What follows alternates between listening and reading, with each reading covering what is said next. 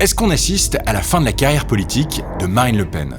Cette question, elle paraît complètement dingue si on revient quelques années en arrière, et pourtant... Le parquet a demandé 5 ans de prison, dont 2 ans de prison ferme aménageable contre Marine Le Pen, ainsi qu'une peine d'inéligibilité de 5 ans. En mars 2025, Marine Le Pen, l'ancienne présidente du Rassemblement national et finaliste de l'élection présidentielle française en 2017 puis en 2022, est condamnée dans l'affaire des assistants parlementaires du Front national. En tout, 25 personnes proches du parti d'extrême droite sont condamnées pour avoir détourné 4,4 millions d'euros de fonds publics. C'est une catastrophe pour le RN et surtout pour Marine Le Pen. Véritable séisme politique. C'est le scénario, le cataclysme pour le Rassemblement national. Sauf que Marine Le Pen décide de faire appel et le 13 janvier 2026 va se dérouler un nouveau procès, un procès qui pourrait changer l'avenir politique de la France. Bon, il y a beaucoup d'infos sur le sujet, donc je vous propose qu'on fasse un vrai point ensemble. De quoi est accusée Marine Le Pen? Qu'est-ce que ce nouveau procès pourrait changer pour le Rassemblement national? Et en quoi cette affaire menace la démocratie française? C'est ce qu'on va voir dans cette vidéo.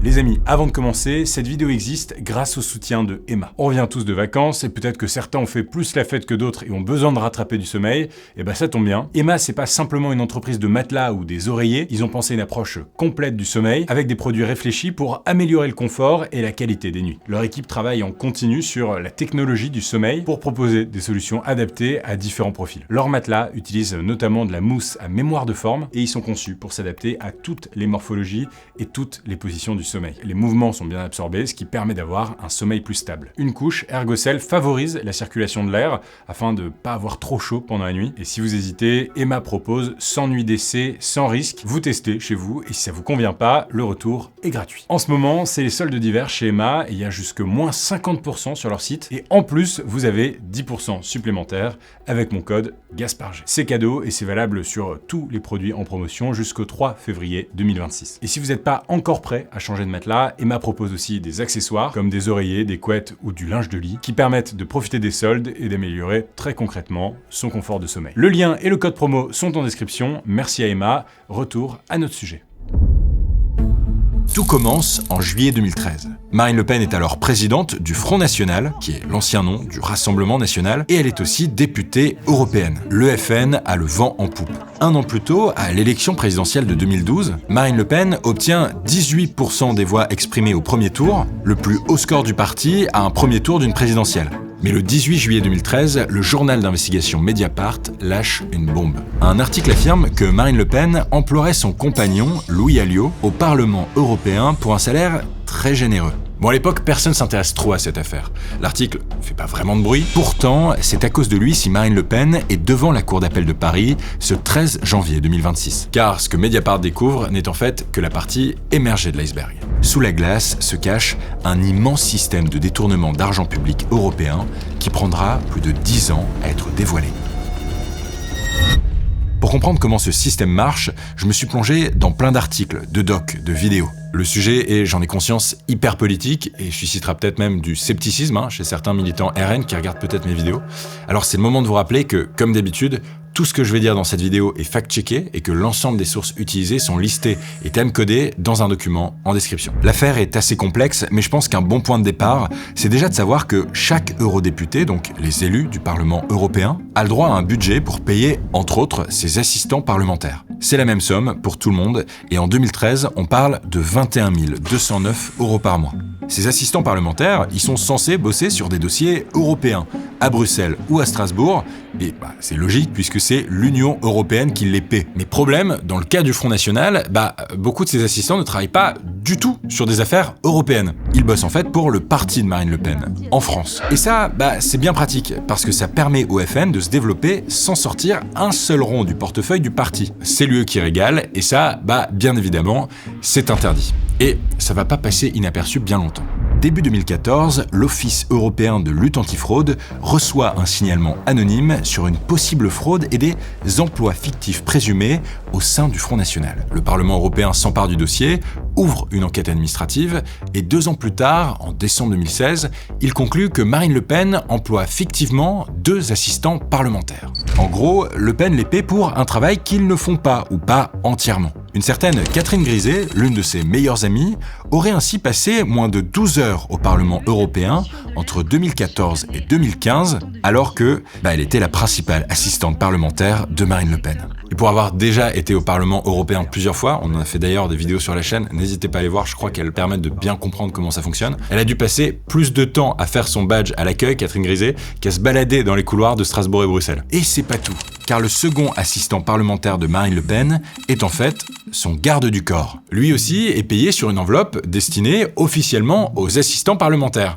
Du coup, le Parlement européen exige un remboursement de, tenez-vous bien, 298 497 € de la part du FN. Et en parallèle de la procédure du Parlement européen, la justice française va aussi se saisir du dossier. En mars 2015, elle ouvre une enquête. C'est le début de recherches interminables avec des centaines de documents à analyser, des témoignages, des échanges de mails, des relevés comptables à passer à la loupe pour trouver des preuves.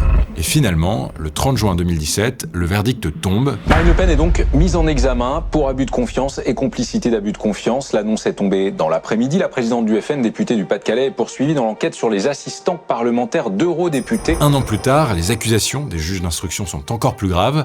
On parle carrément de détournement de fonds publics. Mais au-delà de Marine Le Pen, il y a plein d'autres cadres du parti qui sont accusés. Au total, 25 personnes sont mises en examen. Et après 9 ans d'enquête, 9 ans, en septembre 2024, un procès s'ouvre à Paris. Le Parlement européen estime que le Front National aurait détourné au total 6,8 millions d'euros. Mais je précise ici, c'est important, qu'après jugement, le tribunal français estime plutôt ce préjudice à 4,4 millions d'euros. Bon, ça reste une somme délirante qui, rappelons-le, est de l'argent public et l'accusation arrive avec des preuves solides, dont des messages internes plutôt gênants. Ce que Marine nous demande équivaut à signer pour des emplois fictifs. Je crois bien que Marine sait tout ça. Cette phrase, c'est Vallerand de Saint-Just qui l'écrit. À l'époque, c'est le trésorier du Front National, donc c'est lui qui s'occupe de la caisse du parti. Et dans ce message, il assume noir sur blanc savoir que ce qu'ils font est illégal et que Marine Le Pen est parfaitement au courant de ce système d'emploi fictif. Un ex-eurodéputé FN, un certain Aymeric Choprade, raconte aussi que Marine Le Pen validait tout et que c'était elle qui gérait les embauches. Elle nous explique que nous n'aurons pas à reverser une partie de nos indemnités au FN, mais qu'en échange, il faut accepter de n'embaucher soi-même qu'un seul assistant pour nos activités d'élus. Elle nous dit « C'est moi qui vais contrôler l'enveloppe des assistants. Il y aura un formulaire de délégation de pouvoir pour le recrutement. » Sophie Montel, une ancienne eurodéputée FN, affirme de son côté avoir été ostracisée et mise de côté, car elle avait refusé d'embaucher une assistante parlementaire choisie par le parti. Bref, après tout ça, c'est difficile pour Marine Le Pen de jouer la carte de l'ignorance devant les juges. Alors, elle va adopter une toute autre stratégie. Plutôt que de reconnaître les faits, elle choisit d'évoquer un désaccord administratif avec le Parlement européen sur le rôle des assistants parlementaires. Et ce désaccord serait instrumentalisé par la justice française pour la persécuter. La seule chose qui intéressait le parquet, c'était Marine Le Pen. Marine Le Pen, pour pouvoir demander, encore une fois, son exclusion de la vie politique. Marine Le Pen se positionne comme victime du système et elle va politiser sa condamnation. Le système a sorti la bombe nucléaire. Et si il utilise une arme aussi puissante contre nous, c'est évidemment parce que nous sommes sur le point de gagner les élections. En gros, c'est pas Marine Le Pen accusée de détournement de fonds publics au Parlement européen, c'est Marine Le Pen attaquée par le système. Le Pen affirme ainsi défendre le peuple face à une élite déconnectée, dont, entre autres, la justice. Mais sa ligne de défense va être complètement plombée par les nombreuses boulettes commises à la barre par ses co-accusés. Parmi eux, Julien Audoul, aujourd'hui député du Rassemblement national, déclare lors de son audition avoir été assistant parlementaire d'une certaine Mylène Troszczynski, une eurodéputée frontiste à partir d'octobre 2014. Sauf que, il l'a rencontrée qu'en février 2015. Mais c'est pas net, non ? En réalité, d'octobre 2014 à février 2015, Julien Audoul bossait pour le FN en France. Et c'est pas le seul. Nicolas B, eurodéputé depuis 2014, présente carrément au tribunal de fausses preuves, des revues de presse censées prouver son travail. Sauf que, ici encore, il finit par reconnaître qu'il a reconstitué ces documents des années plus tard. Bon, sans surprise, ce n'est pas une super stratégie de défense, et le 31 mars 2025, après plusieurs mois d'instruction, le verdict tombe, le Rassemblement national est condamné à payer 2 millions d'euros d'amende au trésor public, donc la caisse de l'État, et a versé plus de 3,5 millions d'euros de dommages et intérêts au Parlement européen qui inclut le remboursement des fonds détournés. Pour Marine Le Pen aussi, le verdict est catégorique. Elle est condamnée à 4 ans de prison, dont 2 fermes à effectuer sous bracelet électronique. En gros, elle est bloquée chez elle avec un appareil qui contrôle sa position. Mais surtout, et c'est le plus important, Marine Le Pen est condamnée à 5 ans d'inéligibilité avec exécution provisoire. Exécution provisoire. Exécution provisoire. L'exécution provisoire. Éligibilité avec exécution provisoire. Ce mot-là, exécution provisoire, si je suis honnête avec vous, il n'était pas hyper clair pour moi avant de préparer cette vidéo. Et pourtant, c'est ce mécanisme juridique qui va tout changer. En gros, exécution provisoire, ça veut dire que la peine s'applique tout de suite. Donc même si Marine Le Pen fait appel, en attendant le résultat de ce second procès, elle ne peut plus se présenter à une élection car l'exécution est provisoire. Les juges justifient cette peine parce qu'ils estiment qu'il existe un risque de récidive lié au fait que Marine Le Pen n'a jamais exprimé aucune prise de conscience de sa violation de la loi. Donc en gros, les juges estiment que elle pourrait recommencer à détourner de l'argent, notamment si elle accède à de plus hautes responsabilités. Et comme on se parle juste de la favorite de l'élection présidentielle française de 2027, ça valait bien le coup de tenter le tout pour le tout et de demander un procès en appel.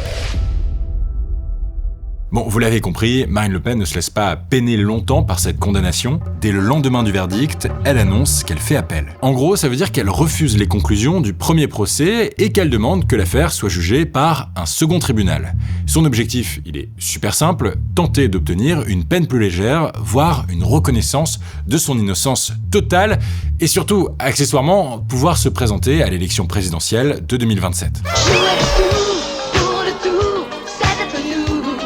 Et là, se pose la question que vous attendiez tous. Qu'est-ce qui pourrait bien arriver suite à ce procès en appel ? Il y a 3 scénarios possibles. Mais avant de découvrir le résultat des dés, j'en profite pour vous rappeler de bien penser à vous abonner. C'est la meilleure manière de soutenir mon travail et celui de mon équipe. Premier scénario, c'est que Marine Le Pen gagne son procès en appel. Elle pourrait donc se porter candidate pour la présidentielle de 2027, et ce serait, il faut bien le dire, un triomphe politique. Marine Le Pen sortirait de cette épreuve renforcée, avec l'image d'une dirigeante persécutée par la justice, martyre d'un système qui essaie de l'éliminer, mais victorieuse quand même. Bon, ce scénario, il n'est pas impossible, mais disons-le, il est peu probable. La deuxième possibilité, c'est que la peine de Marine Le Pen soit allégée. C'est peut-être déjà un peu plus réaliste, et si son inéligibilité était réduite à seulement 1 an par exemple, Marine Le Pen pourrait donc se présenter en 2027. Bon, pour son parti politique, ce serait un soulagement partiel, puisqu'il perdrait pas sa figure de proue, mais Marine Le Pen devrait faire campagne à la présidentielle avec le boulet d'une condamnation pour détournement de fonds publics, ce qui est franchement relou quand on prétend incarner l'autorité et l'honnêteté. Et la troisième possibilité, le scénario catastrophe pour le RN, c'est que la peine de Marine Le Pen soit confirmée, voire alourdie. Dans ce troisième scénario, c'est tout le Rassemblement national qui serait mis en danger. Déjà, financièrement, avec les amendes et les dommages et intérêts à verser au Parlement européen, mais politiquement, ce serait encore pire. Il perdrait sa ténor, celle qui a passé 15 ans à dédiaboliser le parti fondé par son propre père, mais ne vous inquiétez pas trop, ça, le Rassemblement national l'a déjà anticipé. Depuis quelques années, il y a un homme qui se prépare tranquillement à reprendre le flambeau. Jordan Bardella. Le poulain de Marine Le Pen et accessoirement l'actuel président du Rassemblement national, également eurodéputé depuis 2019. Ça pourrait être lui, le candidat pour sauver le parti en cas de condamnation de sa chef naturelle. Et tout ça est très très bien réfléchi. Marine Le Pen elle-même prépare d'ailleurs cette possibilité. Je pense que quand on atteint le niveau de Jordan Bardella à l'âge qu'il a, il n'y a aucune raison de se priver d'une ambition qui pourrait dépasser celle qui est la sienne aujourd'hui.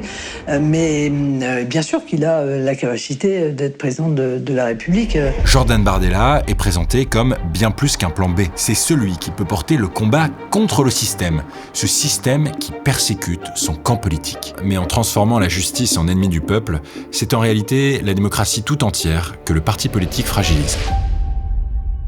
Aujourd'hui, c'est plus le gouvernement des juges. Aujourd'hui, c'est la tyrannie des juges. Il y a un tiers aujourd'hui des magistrats qui votent pour un syndicat de la magistrature qui s'est prononcé contre le Rassemblement national, qui s'est engagé à nous combattre. Une volonté du parquet qui est celle, en réalité, de me priver, et même de priver les Français, disons, de la capacité de voter pour qui ils souhaitent. On dit c'est la loi, les juges ne font qu'appliquer la loi, mais la loi, elle se discute aujourd'hui. En écoutant ça, en fait, je me rends compte que dans toutes ces réactions, ce sont les magistrats qui sont pointés du doigt par l'extrême droite. Cette stratégie, c'est plus qu'une simple ligne de défense, c'est un véritable projet politique. On parle d'une volonté de dresser l'opinion publique contre la justice, de la présenter comme un instrument de persécution et pas comme un arbitre neutre qui garantit le bon fonctionnement de notre République. Regardez ce tweet de Jordan Bardella de mars 2025. Aujourd'hui, ce n'est pas seulement Marine Le Pen qui est injustement condamnée, c'est la démocratie française qui est exécutée. Cette stratégie du Rassemblement national est hyper dangereuse pour la justice, qui est déjà l'une des institutions les plus impopulaires chez les Français aujourd'hui. J'ai trouvé cette stat absolument dingue, mais il y a une étude du service statistique ministériel de la justice qui a conclu qu'en 2024, moins d'un Français sur deux a confiance en la justice. Et ce sentiment de défiance envers la justice, les soutiens de Marine Le Pen jouent avec. Le Rassemblement national dit sans cesse être poursuivi, harcelé par les juges, avec l'idée complètement erronée que la justice laisserait tous les autres bien tranquilles dans leur coin. Bah ouais, beaucoup d'autres partis ont été jugés et condamnés pour les mêmes raisons ces dernières années. Prenons le MoDem par exemple, le parti centriste de François Bayrou. Bah, il a été jugé en 2024 dans une affaire similaire d'assistants parlementaires européens fictifs et où 8 cadres et députés du parti ont été condamnés à de lourdes peines. Bayrou, lui, est relaxé en première instance, mais le parquet fait appel de cette décision et il y a un nouveau procès qui doit se tenir très prochainement. À droite de l'échiquier politique, Éric Ciotti, le président du parti Les Républicains entre 2022 et 2024, est visé par une enquête préliminaire pour détournement de fonds publics sur sa campagne des législatives de 2022. Allez à gauche maintenant, Jean-Christophe Cambadélis, ancien premier secrétaire du Parti socialiste. Il est condamné en 2025 pour avoir utilisé plus de 114 000 € de son indemnité de frais de mandat à des fins personnelles entre 2015 et 2017. Bref, ce que je veux dire ici, c'est que le Rassemblement national n'est pas jugé parce qu'il est le Rassemblement national.